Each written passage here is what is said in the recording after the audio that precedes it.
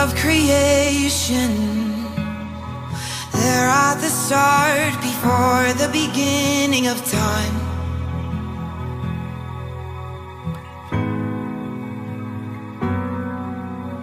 With no point of reference, you spoke to the dark and fleshed out the wonder of light.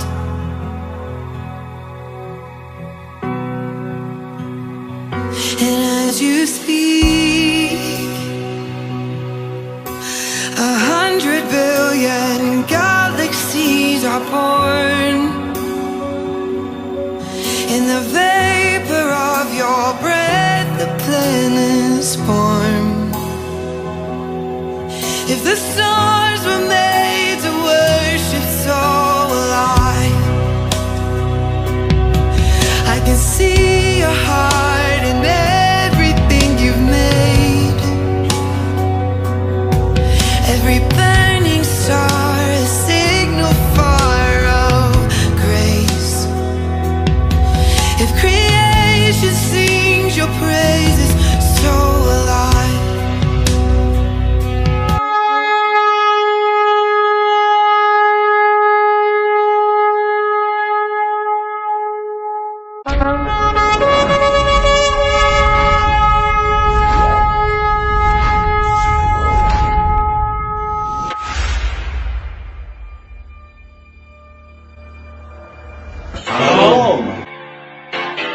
I'm Bishop Dr. Insignio Joseph Siga.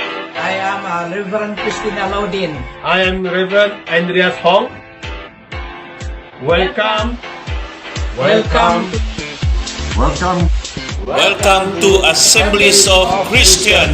Assembly of Christian. Assembly of Christian. Assembly of Christian. Assemblies of Christian Malaysia. Unity in the Spirit.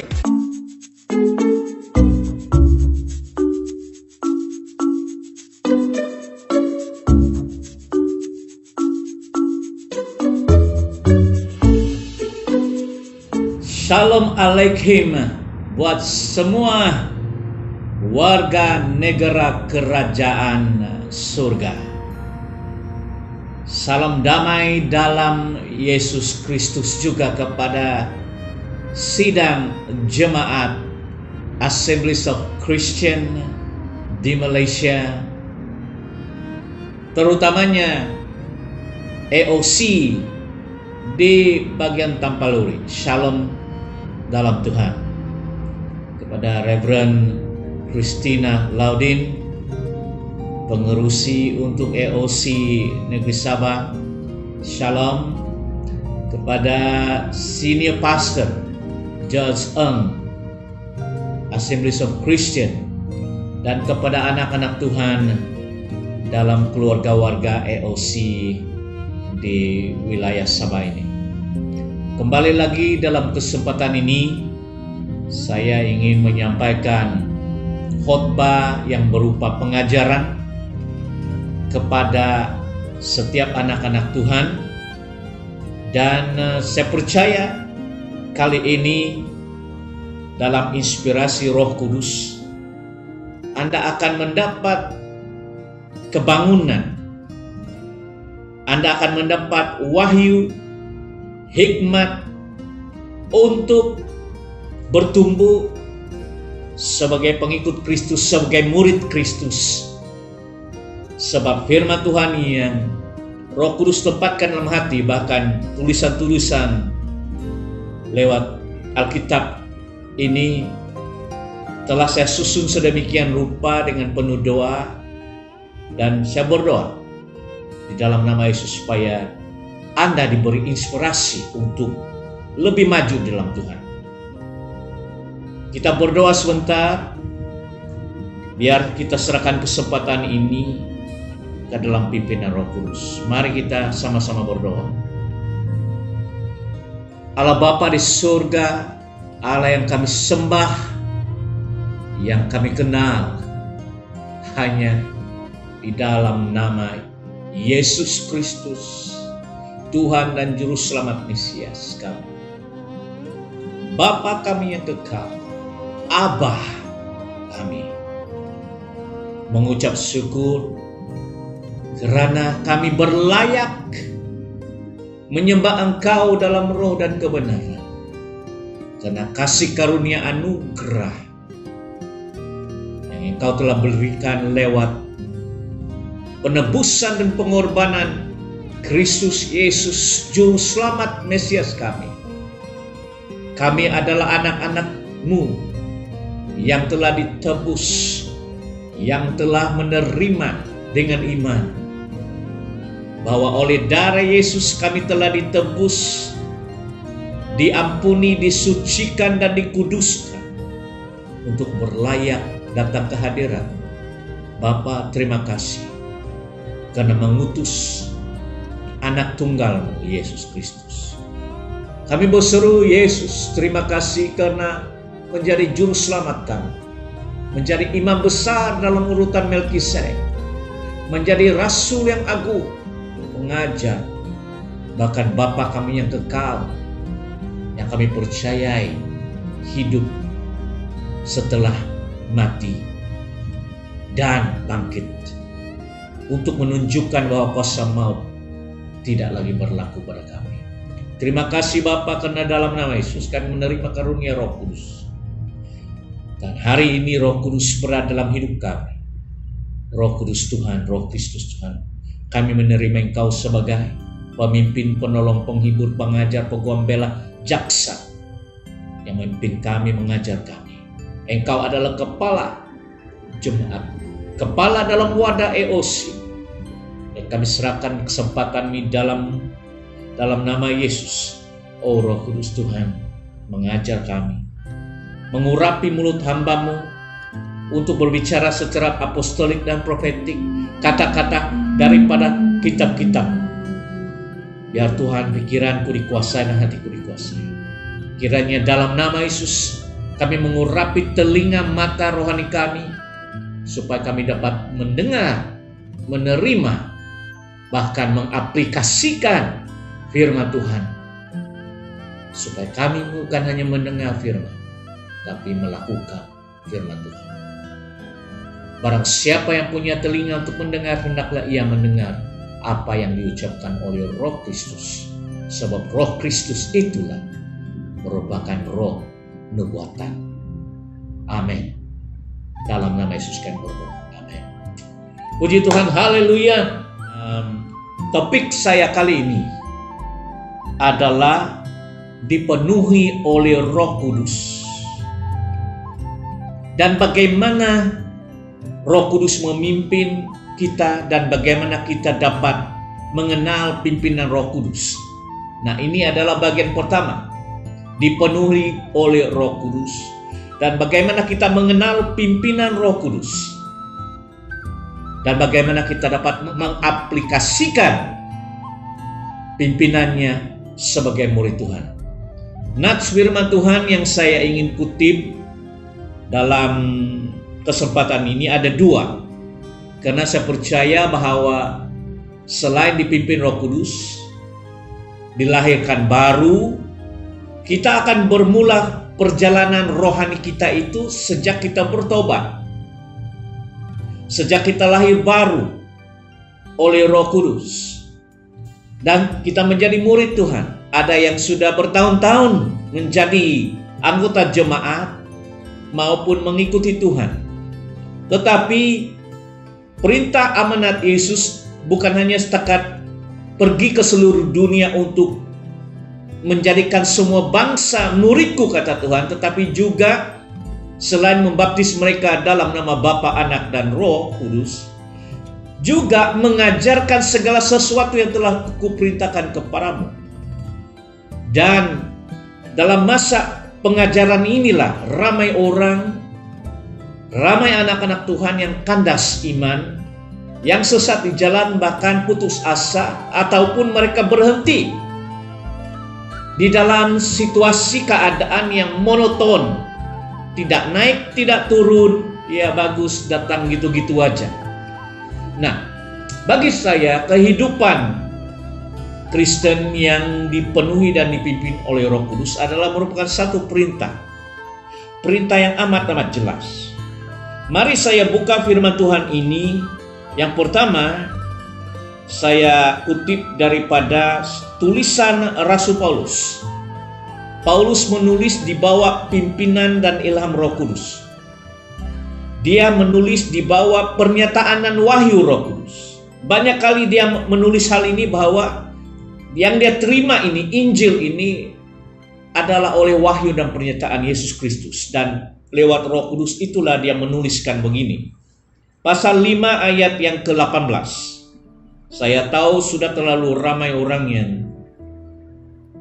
seringkali membaca ini. Tetapi hari ini saya akan menambah tokok sesuatu yang penuh wahyu untuk Anda menurutinya.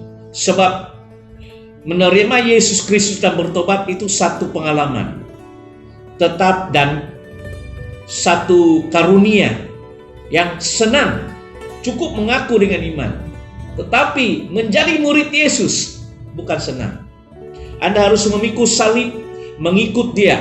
Dan ramai murid-murid Tuhan bila sudah memasuki ke alam kedewasaan rohani, mereka katakan, aduh Pak, Bapak ini makanan keras. Dia tidak sanggup. Dan ramai yang meninggalkan atau ramai yang tidak mampu. Tapi iman itu harus dimurnikan dengan api. Dalam hal kepenuhan Roh Kudus, ayat 18 Efesus pasal 5, Paulus menuliskan, dan janganlah kamu mabuk oleh anggur, sebab anggur menimbulkan hawa nafsu. Tetapi hendaklah kamu penuh dengan Roh. Ayat 19. Dan berkata-katalah seorang kepada yang lain dalam mazmur, kidung puji-pujian dan nyanyian rohani. Bernyanyi dan bersoraklah, bersorak, haleluya, bagi Tuhan dengan segenap hati. Impak pengaruh daripada dipenuhi oleh Roh Kudus adalah ayat ke-19. Ciri-ciri dan atribusi seseorang, kalau Anda ingin melihat seseorang yang senantiasa dikuasai dan dipenuhi oleh Roh Kudus adalah ayat 19. As simple as that. Kalau Anda tidak melihat ciri-ciri ini, ada sesuatu yang tidak kena. Anda boleh menerima Roh Kudus, berbahasa roh. Anda boleh menjadi aktif di dalam gereja, apakah kedagingan ataupun di bawah pimpinan oleh roh. Tetapi keinginan Roh Kudus dan permintaan Paulus adalah jangan mabuk oleh anggur. Anggur yang ada alkohol. Bukan bilang tidak boleh minum sedikit untuk kesehatan. Tetapi mabuk itu menyebabkan Anda tidak dapat kuasai pemikiran dan jiwa, sehingga Anda dikuasai oleh alkohol ini dan Anda mulai hilang akal, hilang senses. Itu adalah larangan Tuhan untuk jangan mabuk, terutamanya minuman yang keras. Karena anggur menimbulkan hawa nafsu. Hawa nafsu itu satu daripada buah kedagingan. Bukan buah-buah roh, kasih, sukacita, damai, sejahtera, kesabaran, kemurahan, kebaikan, dan penguasaan diri. Galatia 5:22 itu. Tetapi hendaklah kamu penuh dengan roh. Penuh dengan roh berarti tidak ada satu bagian pun tempat di dalam tank. Di dalam hidup kita ini ada benda-benda lain seperti pemikiran kita ataupun perasaan kita ataupun kelakuan kita ataupun pertuturan kita atau tindakan kita itu tidak dikuasai Roh Kudus. Penuh Roh Kudus maksudnya total dikuasai oleh Roh Kudus. Wah, ini dalam ini Bapak Bishop. Bagaimana dikuasai Roh Kudus ini Bapak Bishop? Itulah translation, interpretasi tentang dipenuhi. Dipenuhi itu tidak ada ruangan lain kecuali dipenuhi oleh Roh Kudus. Bukan senang, saya katakan senang. Itulah setiap hari bila saya bangun ataupun berdoa, saya senantiasa minta, Roh Kudus penuhilah hidup saya. Katakan, Roh Kudus pimpinlah pemikiranku, tindakanku. Penuhilah setiap hidupku supaya saya senantiasa berkenan untuk mengikuti perasaanmu, pemikiranmu, tindakanmu. Bahkan Tuhan, berikanlah hidup saya ini untuk senantiasa mendengar suaramu dan pimpinan dalam nama Yesus. Itu doa Bishop setiap hari dan saya mau Anda juga berdoa demikian. Sebab tanpa kepenuhan roh, daging akan mulai menguasai, pemikiran yang negatif akan mulai menguasai, dan ucapan-ucapan yang keluar dari mulut Anda adalah kedagingan. Tidak ada yang baik. Tidak ada yang baik yang keluar daripada sifat dan karakter kanaliti kita. Kedagingan, tidak ada.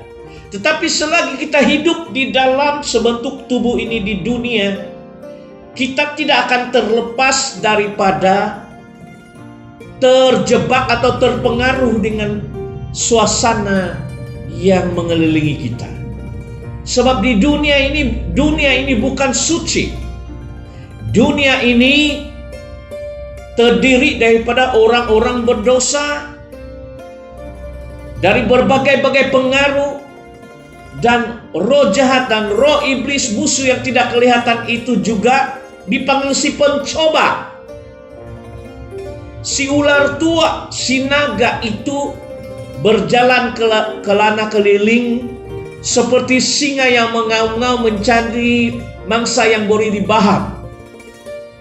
Dan di situ dia menggunakan manusia berdosa ataupun pengikut-pengikutnya seperti bomo, pengajar-pengajar sesat, mereka yang dipenuhi ego dan juga keyakinan diri yang tidak penuh roh, berusaha mempengaruhi Anda untuk keluar dan terpesong daripada pengajaran firman Tuhan maupun sebagai seorang murid Kristus. Nah, makanya Tuhan ingin kita dipenuhi oleh Roh Kudus, sebab Dia tahu satu daripada tugas Parakletos adalah Dia akan mengajarkan segala sesuatu kepadamu dan akan memperingatkan segala sesuatu yang telah kuperintahkan kepadamu, kata Yesus dalam Yohanes 14 ayat 26. Dia adalah pengajar. Mengajar itu melalui perkataan. Dan Dia akan tunjukkan begini caranya Anda menjadi murid. Dan firman Tuhan itu menjadi pedang Roh Kudus. Jadi firman Tuhan itu menjadi penuntun kita, menjadi lampu kita yang menuntun kita kepada kebenaran dan pengajaran yang benar. Sebab pengharapan Tuhan bila Dia mengutus kelima-lima jabatan rasul, nabi, pengajar, evangelis, dan juga gembala-gembala adalah agar kelima-lima jabatan ini melengkapi orang-orang kudus lewat pengajaran, lewat perintah Tuhan, lewat contoh kehidupan mereka, bagaimana sesungguhnya orang yang memiliki Roh Kudus dan dipimpin Roh Kudus berbuah dan bertumbuh menjadi murid Tuhan, supaya Anda menjadi saksi, menjadi terang dan garam.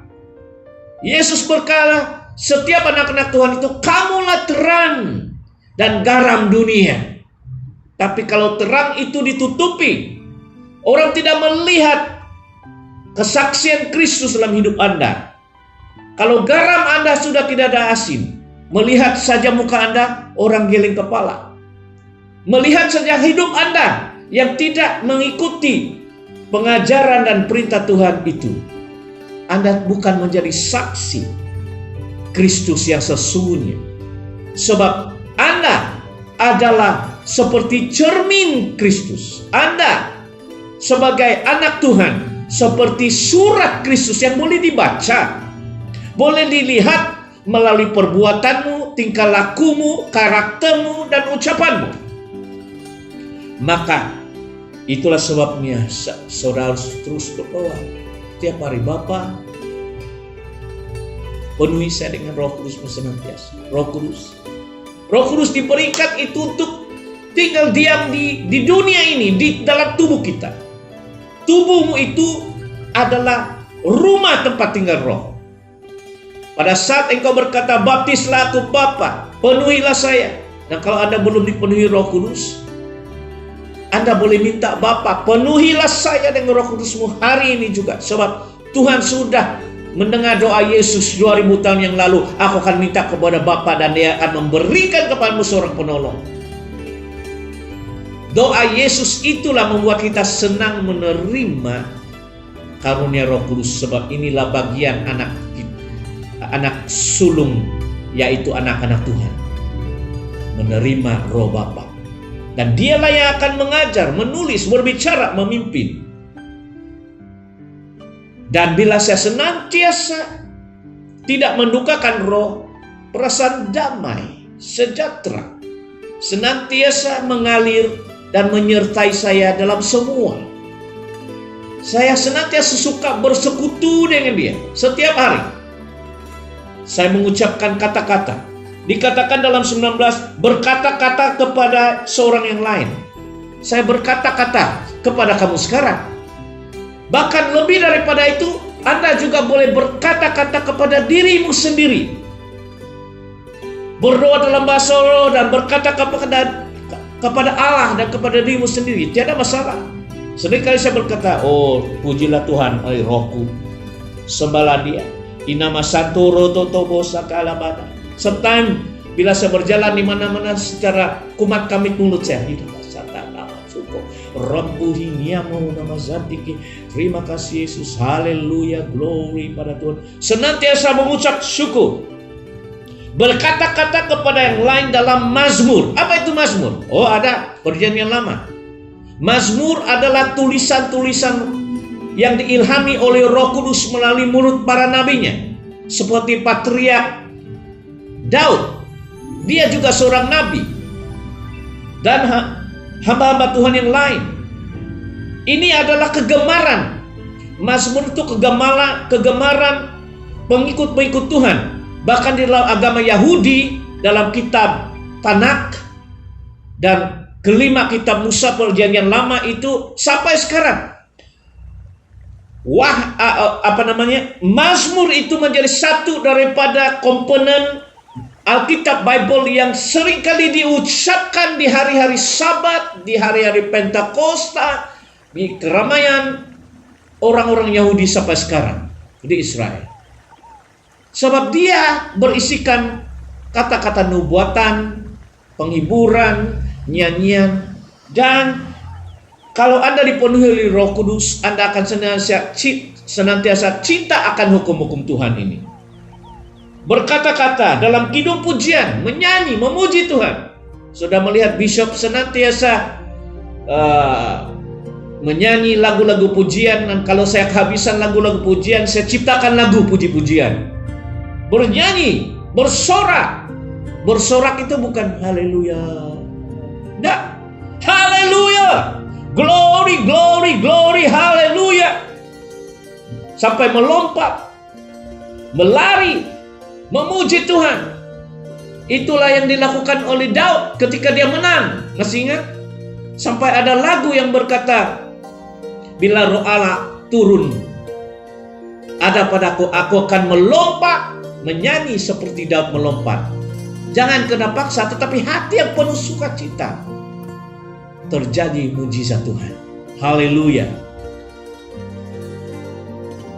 Bukti orang dipenuhi Roh Kudus adalah orang yang penuh firman Tuhan. Mari saya beritahu. Sebab Mazmur itu sebenarnya tulisan-tulisan kitab suci. Dan dalam kesempatan ini saya ingin memberi saudara satu petunjuk. You see, bila Anda bertobat itu apa? Oh, bertobat itu bila dalam Roma pasal 10 ayat 10 mengatakan, aku mengaku dengan mulutku Yesus Tuhan dan percaya bahwa Dia adalah Mesias yang telah dibangkitkan, maka aku akan menerima keselamatan. Benar, juru selamat itu Yesus Kristus. Tidak ada nama lain dalam Kisah Rasul pasal 4:12 di bawah kolong langit ini yang olehnya kita diselamatkan. Akulah jalan keselamatan dan hidup, kata Tuhan Yesus. Tidak ada seorang pun yang dapat datang kepada Bapa kalau tidak melalui aku. Tidak ada seorang pun yang dapat melihat masuk ke dalam kerajaan Allah kalau tidak dilahirkan kembali oleh roh dan air, oleh firman Tuhan. Itu jelas bahwa bila kita berseru kepada nama Yesus, terjadilah sesuatu di dalam jiwa kita, di dalam roh kita, di mana Roh Kristus mulai bekerja, mengubah hati kita, menyembuhkan hidup kita, menjadikan kita, melahirkan roh kita itu menjadi makhluk yang baru di dalam Tuhan, ciptaan yang baru. 2 Korintus 5:17. Yang lama, manusia yang lama itu mulai berlalu, kita mulai meninggalkan, dan itu terjadi proses. Tetapi keselamatan itu adalah karunia.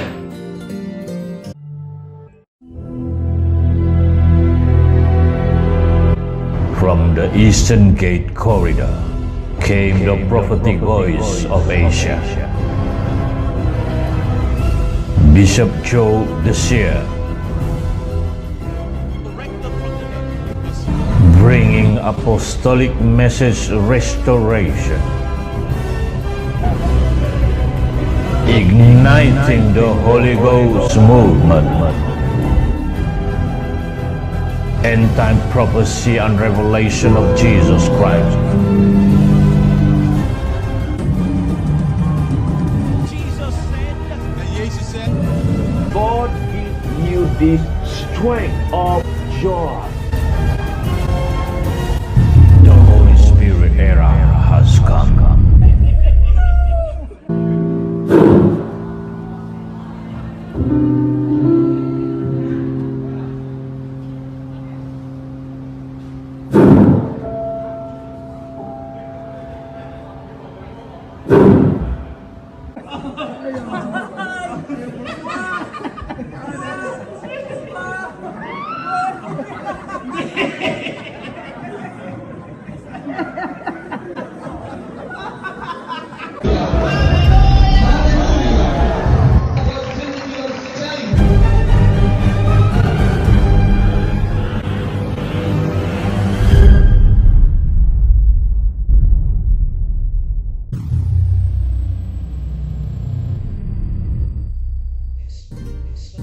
Tetapi keselamatan itu adalah karunia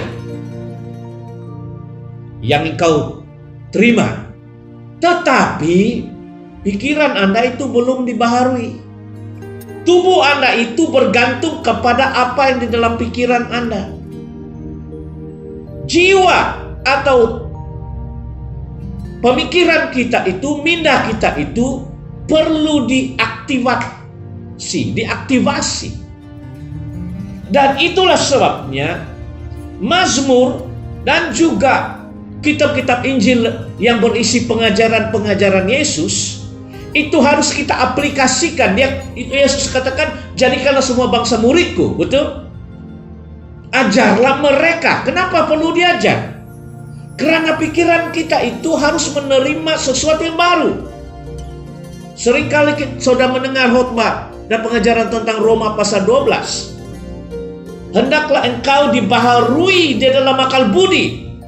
Paulus menulis dalam Roma pasal 12. Sebab kita ini roh yang memiliki jiwa, akal budi, dan hidup di dalam sebentuk tubuh. Akal budi dan jiwa kita itu belum selamat. Jangan keliru. Roh kita itu sudah diselamatkan oleh Tuhan tak kala kita bertobat dan menerima dengan iman karunia hidup kekal itu dengan mengaku Yesus Tuhan dan Juru Selamatku. Aku membukakan hati untuk menerima anak Allah ini sebagai Yesus dan Tuhanku. Dan sesuatu terjadi dalam hidup Anda. Roh Kudus bekerja, memulihkan Anda, menyembuhkan Anda, mengubah.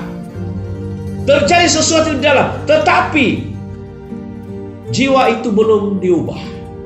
Makanya Roma pasal 12 berkata, ubah. Ya. Ubah pemikiran itu. Dan satu-satunya cara untuk mengubah adalah dengan merenungkan firman Tuhan melalui mazmur. Sebab itu akan mempengaruhi pemikiran Anda dan karakter Anda untuk apa? Berkata-kata dalam mazmur, untuk menyanyi kidung pujian, untuk menyembah Tuhan dalam roh dan kebenaran. Bila mana Anda dipenuhi Roh Kudus, bukan hanya good feeling, perasaan yang bagus, yang damai. Betul, itu satu daripada good feeling. Bila mana Roh Kudus memenuhi hidup Anda, bila mana Anda berada di dalam kumpulan jemaat yang sama-sama dipenuhi dengan kasih, buah kasih sebagai satu daripada buah-buah Roh Kudus yang Roh Kudus curahkan bila Anda menyembah Dia di dalam roh kebenaran. Roma pasal 5 ayat 5. Kasih Allah itu dicurahkan di dalam hati kita oleh Roh Kudus. Bila saya senantiasa menuruti pimpinan Roh Kudus, hati saya itu meluap-luap dengan kasih. Kenapa saya menyampaikan firman Tuhan ini kepada Anda? Karena saya mengasihi anak-anak Tuhan, mengasihi Anda. Mengasihi Tuhan dengan agape love, kasih agape itu. Amin. Hendaklah engkau dipenuhi Roh Kudus. Bagaimana Anda mau membiarkan Roh Kudus itu memenuhi jiwa Anda, memenuhi roh Anda, dan memenuhi kehidupan Anda? Saya berikan patokan ini. Sangat indah ayat 19 ini. Tapi sebelum saya membawa kepada firman Tuhan yang kedua atau ayat firman Tuhan yang kedua, mari saya bawa Anda pengajaran sedikit tentang arti pertobatan. Saya tahu itu merupakan satu pengajaran sekolah minggu mungkin bagi Anda, tetapi lebih dalam sebuah penyelidikan. Kisah Rasul-Rasul pasal 2, Kisah Rasul-Rasul pasal 2 ayat 38.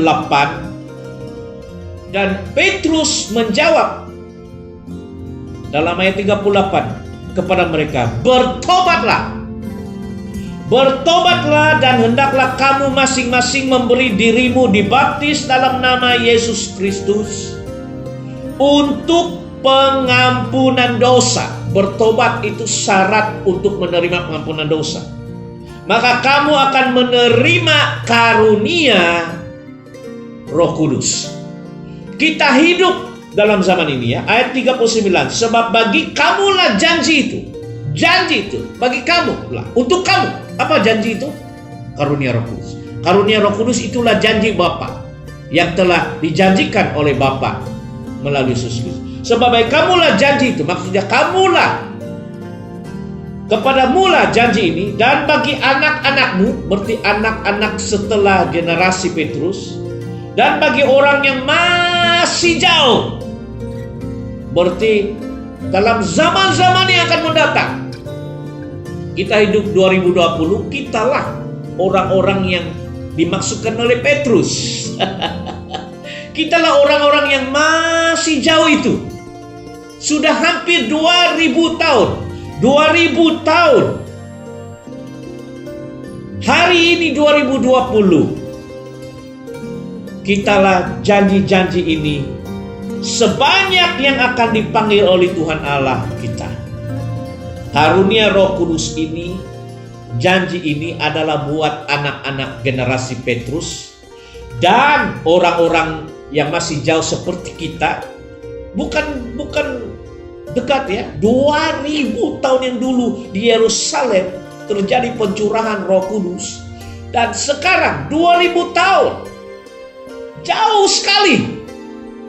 Tapi janji itu tetap janji, bahwa setiap orang yang bertobat, menerima pengampunan dosa, dibaptis dalam nama Bapa, Anak, dan Roh Kudus di dalam nama Yesus Kristus,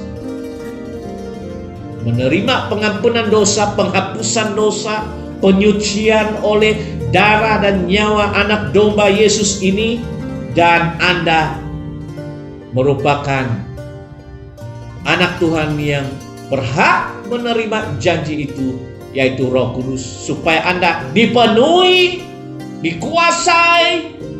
Jangan mengikuti kedagingan, tapi hendaklah dirimu dipimpin oleh Roh. Hari ini 2020 adalah musim Roh Kudus, eranya daripada Roh Kudus. Kita berada dalam generasi era Roh Kudus ini yang dipanggil generasi apostolik dan profetik. Karena era Roh Kudus ini adalah era di mana anak laki-laki dan perempuan akan bernubuat, berprofetik. Turuna-turunamu akan mendapat penglihatan, itu profetik. Dan orang-orang tuamu akan mendapat mimpi-mimpi ataupun penglihatan malam.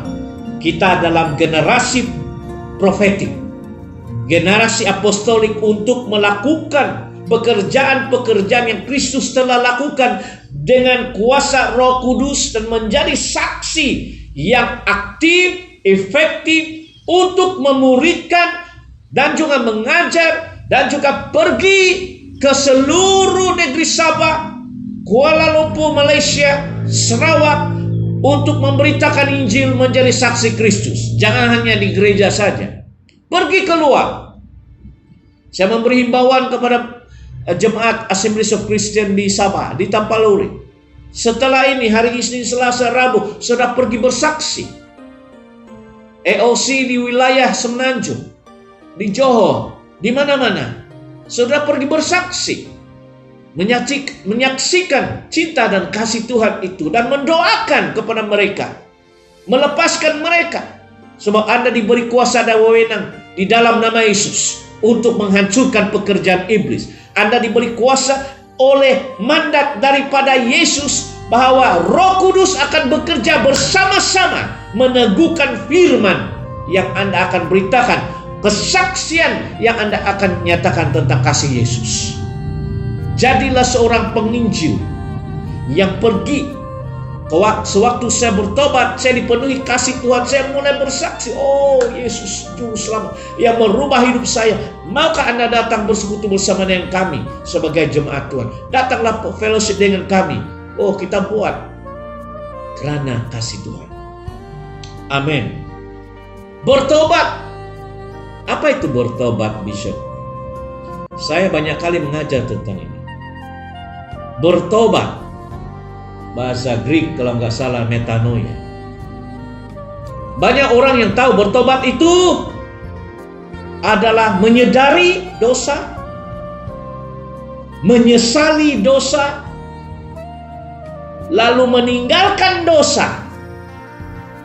Menyesali, menyadari itu salah, lalu meninggalkan dosa dan kembali kepada Tuhan. Itu tafsiran tentang bertobat. Kalau saudara menyesali oleh Roh Kudus karena Anda menyadari itu salah, Anda harus meninggalkan perbuatan itu dan mulai menerima hal-hal yang benar, lewat penerangan kitab suci. Itu bertobat. Tetapi mari saya nyatakan lebih dalam, sebab ini berkaitan dengan dipenuhi Roh Kudus ya. bertobat atau repent. Dalam bahasa Inggris, sebab saya lebih banyak bahasa Inggris, adalah to turn away, to change your mind from wrong thinking or wrong character, wrong words, and wrong action. Saya beri singkatan. Bertobat adalah merubah haluan, keputusan untuk meninggalkan cara karakter, yaitu cara kita berpikir yang salah, pikiran yang salah, karakter yang tidak benar yang salah. Kita meninggalkan ucapan, perkataan-perkataan yang salah, pengakuan yang salah, kita tinggalkan. Dan yang ketiga, perbuatan. Yang ketiga, tindakan. Perbuatan-perbuatan yang salah, yang tidak benar. Salah yang macam mana? Salah pemikiran, salah perbuatan, dan salah ucapan adalah, maksud saya, yang tidak benar, yang bertentangan dengan tulisan hukum-hukum Tuhan di dalam Alkitab. Jadi bertobat itu harus merubah pikiranmu, merubah pertuturanmu, dan merubah tingkah lakumu. What you think, what you speak, what you act. Tetapi tindakan itu biasanya datang dari pemikiran. Saudara berpikir dulu sebelum membuat keputusan untuk melakukan dengan tangan atau kaki. Betul tidak? So it's interrelated. Ada hubungan kait bersama. Kalau dikatakan pertobatan total, maksudnya Anda bertobat di dalam cara berpikiran. Anda bertobat dari segi cara Anda berbicara, pertuturan, dan Anda bertobat dari segi tindakan. Ada orang yang bertobat dari segi tindakan. Anda tidak melihat dia mencuri, Anda tidak melihat dia memukul, tetapi pikirannya belum bertobat. Pikirannya yang kotor, pikiran yang salah, pikiran yang negatif, pikiran yang sesat. Perlu diperbetulkan pemikiran itu. Makanya Roma 12 katakan ubah, dibaharui.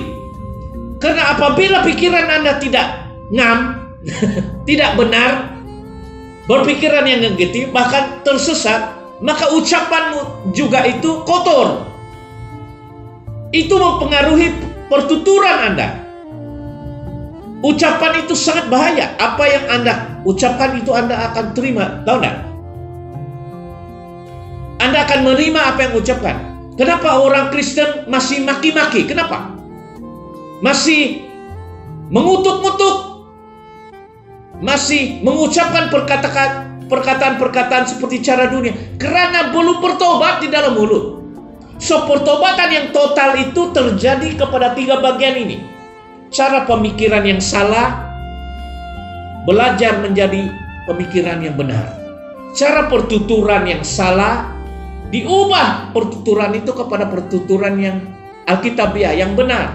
Dan tindakan Anda itu salah, keputusan itu salah, maka pertobatan itu harus tinggalkan tindakan yang salah dan mulai melakukan tindakan yang benar. Itulah dipanggil pertobatan total. Soalan saya, apakah Anda sudah ada pertobatan yang total? Ini yang paling sulit yang saya lihat dalam setiap anak-anak Tuhan ini. Dia tidak bertobat, belum bertobat pikirannya. Siapa yang tahu pikiran Anda? Tidak ada orang yang tahu, tapi Tuhan tahu. Tapi dari tindakan itu saya tahu apa adalah pikiran saudara. Jadi bertobat maksudnya mengubah persepsi yang salah, pemikiran yang salah, dengan cara memenuhi pikiran Anda itu dengan firman Tuhan. Merenungkan siang dan malam. Mazmur pasal 1 katakan, kesukaanku adalah Taurat Tuhan, perintah Tuhan, precepts Tuhan.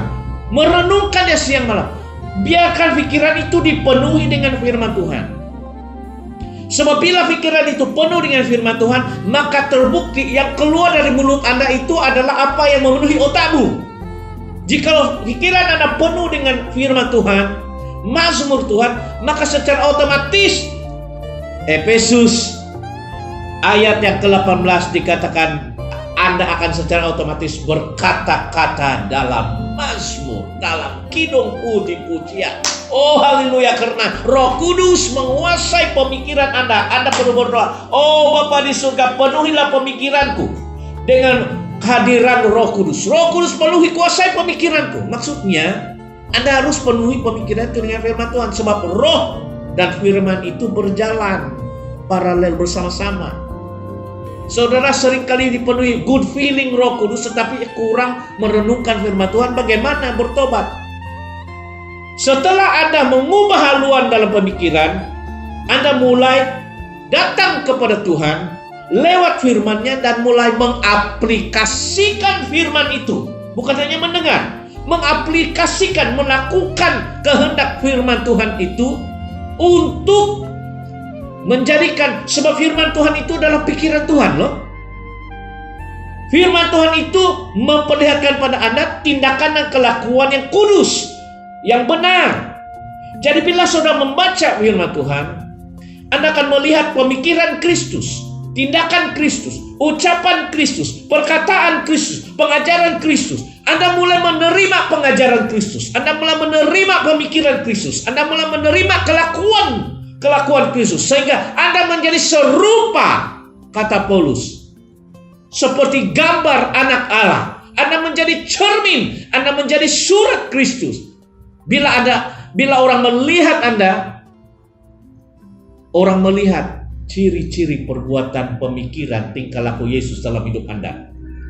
Kristus adalah kata yang diambil daripada dasar Kristen ini. Kristen ini little Christ.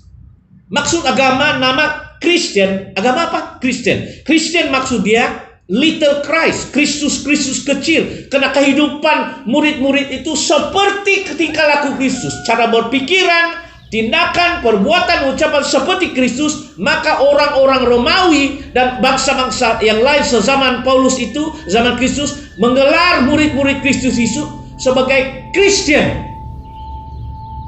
Apakah Anda menjadi Kristen? Bertobat, mengubah pikiran, mengubah perbuatan, mengubah cara itu, dan mulai menerima pemikiran Allah, pemikiran Kristus, perbuatannya dan ucapannya. Dan satu-satunya cara Anda mengubah pemikiranmu, mengubah tingkah lakumu, mengubah ucapanmu adalah melalui mengaplikasikan pengajaran firman Tuhan.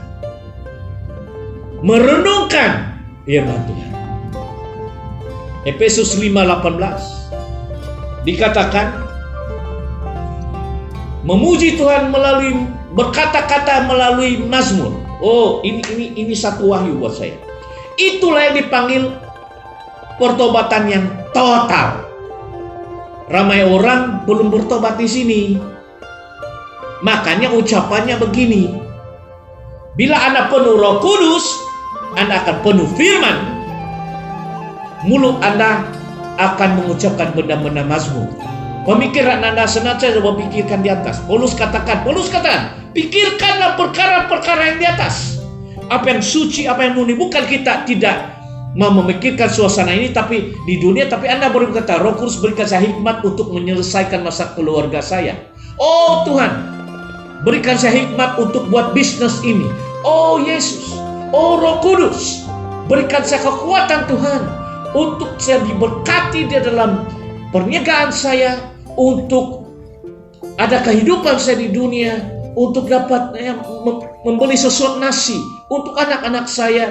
Itu semua bila Roh Kudus mempengaruhi hidup Anda, Anda akan penuh hikmat untuk menyelesaikan sesuatu masalah. Anda akan penuh hikmat untuk membuat bisnis. Anda akan penuh hikmat untuk bekerja dengan sesungguhnya. Dan berkat Tuhan akan melimpah melalui pimpinan Roh Kudus, melalui firman Tuhan itu. Anda akan berhasil di dalam apa yang Anda lakukan. Akan successful kalau Anda tempatkan firman Tuhan dengan kepenuhan Roh Kudus pertama. Ayo, amin. Terakhir, sudah Anda bertobat? Total? Mari saya ajar lebih dalam. Bagaimana bertobat dalam pikiran? Bertobat dalam mulut? Kalau masih maki-maki, caci-caci semua, itu belum bertobat di dalam mulut. Itu bukan pertobatan yang total. T-O-T-E-L. Itu baru 50-50. Pertobatan yang 1/4. Pertobatan yang 50-50 lah. Mungkin bertobat dari segi tindakan, tidak pukul istri, tidak pukul orang sembarangan, tetapi pikirannya belum bertobat. Mungkin bertobat di sini, tapi belum bertobat dalam mulut. Berarti Anda bukan bertobat yang 100%. Pertobatan itu yang dimaksudkan Petrus, bertobat itu adalah total. Mulai embrace, mulai melakukan firman Tuhan yang berkenan, supaya pemikiranmu, ucapanmu, tindakanmu itu senantiasa yang berkenan pada Tuhan. Anda perlu menyelidiki ucapanmu, caramu berpikiran, terutama pemikiran. Pemikiran itu harus banyak diubah oleh firman Tuhan. Bishop dalam bertahun-tahun ini berusaha mengubah pikiran saya ini, sebab sudah bertahun-tahun mendapatnya pendidikan yang salah. Sejarah itu oke. Ya, yang hal-hal yang bagus tentang keadaan ekonomi dunia, politik itu bagus. Tetapi banyak pikiran-pikiran ini yang salah, yang kita kutip sana sini daripada cara dunia berpikiran, yang tiada iman dalam Tuhan. Bahkan ada filsafat atau filosofi yang mengatakan tidak ada Tuhan. Pikiran-pikiran ini harus kita ubah, bahwa Anda yang kita tidak boleh lihat itu yang dipanggil Tuhan Allah, yang memberikan kita cara yang benar melalui wahyu pernyataan Alkitab. Anda perlu embrace dalam pikiran kita. Ubah pikiran yang negatif. Oh, tiada keyakinan diri. Oh, saya takut. Ini semua feeling Anda. Pikiran Anda menjadikan feeling Anda, perasaan itu takut, gentar, risau, khawatir. Dari mana datang semua ini? Dari sini. Anda harus ubah itu dengan perkataan iman, damai sejahtera. Tuhan itu ada. Oh, Yesus dalam doa menjawabku. Bapa di surga akan mendengarkan doaku. Saya tidak perlu risau apa yang kau khawatir, apa yang kau makan minum itu. Kerajaan Allah ditempatkan pertama. Tuhan akan menunjukkanmu jalan bagaimana berniaga yang bagus. Dia akan memberikan hikmat untuk bagaimana melakukan pekerjaan ini, sehingga orang melihat, wah, ini orang yang pintar, berpendidikan. Padahal itu adalah hikmat yang Anda terima daripada firman Tuhan. So, Mazmur ayat 18 di sini, penuh Roh Kudus bermazmur. Mari kita lihat Mazmur, satu daripada Mazmur ini, dan saya akan tunjukkan cara kita untuk mengaplikasikan. Mazmur pasal yang pertama. Mazmur, sebab Efesus 5:18 katakannya, berkata-kata kepada yang lain dalam Mazmur. So, Mazmur ini banyak, tapi saya cukup kutip Mazmur pasal 1. Dan bila saudara aplikasikan ini, saudara, pikiran Anda itu akan mulai bertobat dalam akal budi, dan bertobat dalam mulut dan tindakan. Dan ini kunci saya selama bertahun-tahun ini. Saya kadang-kadang mendapat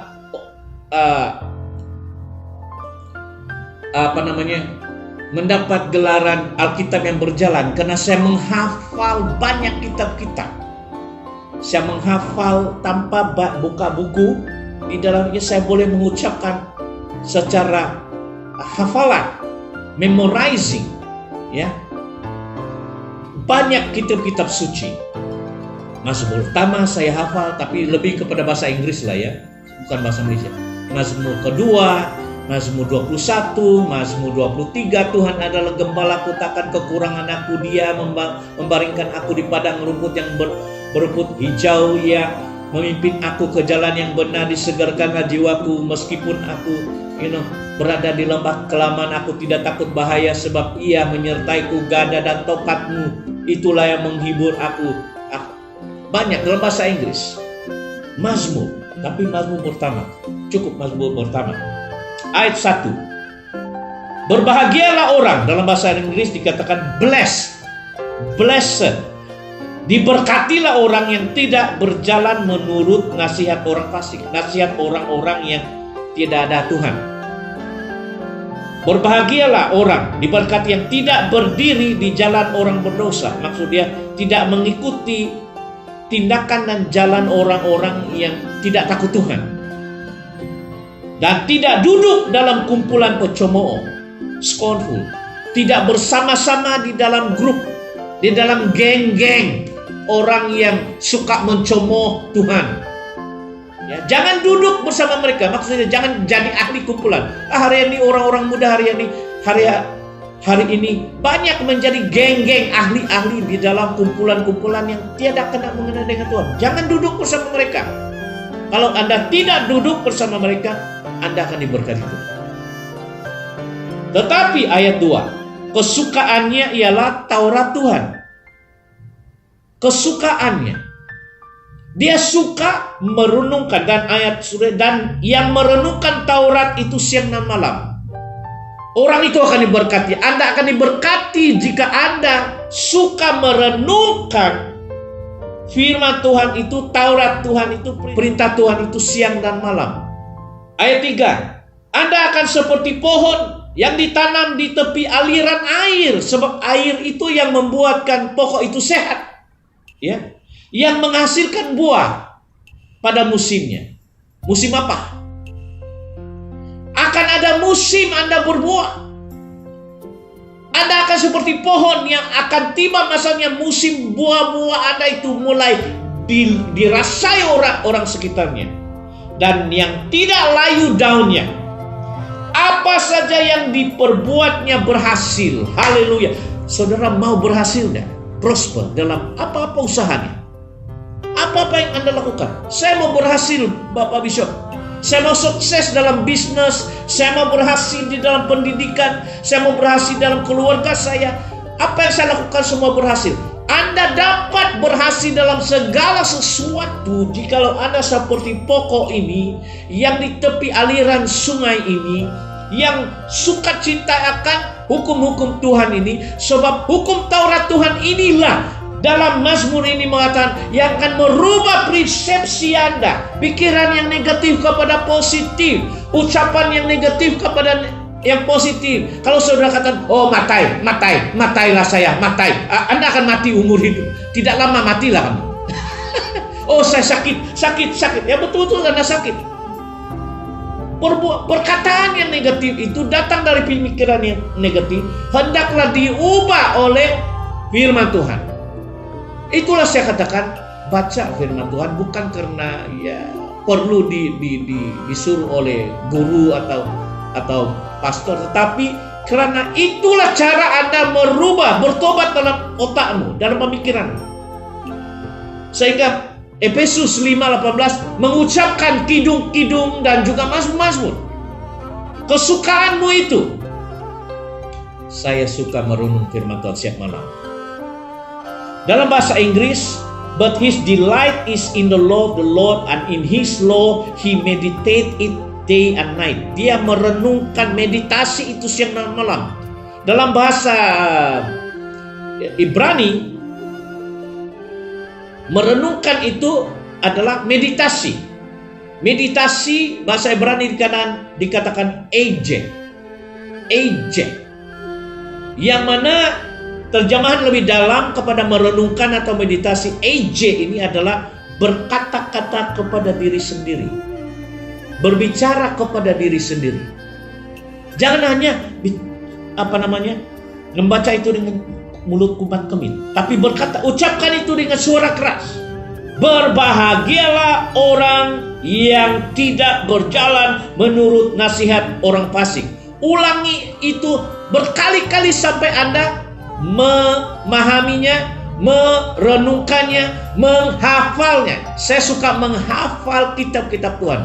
Saya boleh menghafal kitab Wahyu seluruh bab 1, seluruh bab 2, bab 3, bab 4, Mazmur 1, Mazmur 2 saya hafal.